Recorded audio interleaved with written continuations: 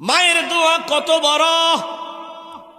অনেকে বলে আমি নামাজ পড়ি, আমার নামাজ কবুল হয় না, আমি রোজা রাখি, রোজা কবুল হয় না, কেন জানি ভালো লাগে না। কেন ভালো লাগে না? কারণ বাড়িতে তোমার মা তোমার বাবা তোমার প্রতি অসন্তুষ্ট।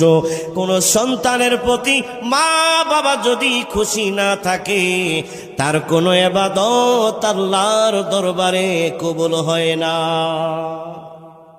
রবকে খুশি করতে চান, আল্লাহকে খুশি করতে চান, রাসূলকে খুশি করতে চান, আল্লাহর নবী বলেন, যদি তুমি তোমার রবকে সন্তুষ্ট করতে চাও, যদি তোমার মদিনাওয়ালাকে খুশি করতে চাও, তোমার মা বাবাকে খুশি করো। হুমা জান্নাতুকা ওয়া নারুকা, এই মা বাবা তোমার জান্নাত, এই মা বাবাই তোমার জাহান্নাম। যদি মা বাবার খেদমত করতে পারো, রিদর রব্বি ফি রিদল ওয়ালিদি ওয়া সাখাতির রব্বি ফি সাখাতিল ওয়ালিদি, যদি মা বাবা খুশি হয়, রব্বুল আলামিন খুশি হয়ে যায়।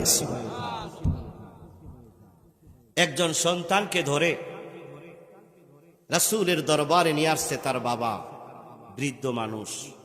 ইয়া রাসূলুল্লাহ, আমার ছেলে আমার কথা শোনে না। এই অভিযোগ মা বাবার আছে না নাই? জোরে বলেন। এই মহল্লায় নাই? বাবাদের অভিযোগ আসেনি? উপায় নাই। ইয়া রাসূলুল্লাহ, আমার সন্তান আমার কথা শুনে না, অনেক সম্পদের মালিক, আমার কোনো খোঁজ খবর নেয় না। আমার নবী বললেন, এ যুবক আমার কাছে আয়, আমার কাছে আয়। আমার নবী বললেন, যা যুবক যা, আনতা ওয়া মালুকা লিআবিকা, তুমি এবং তোমার যত সম্পদ আছে সব কিছুর মালিক হইল তোমার বাবা। সুবহানাল্লাহ। তুমি এবং তোমার যত মাল আছে সব কিছুর মালিক তোমার বাবা।